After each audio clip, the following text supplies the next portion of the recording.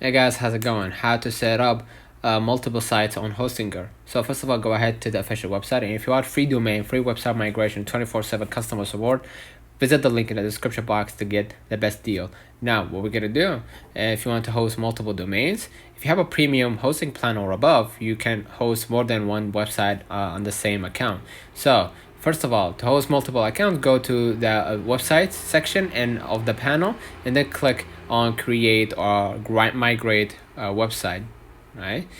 And you'll be guided through the process of adding your domain by either creating a new website or migrating an existing one. So let's know in the comments if this video helped you. Don't forget to like and subscribe, and thank you for watching. We will definitely see you in the next one.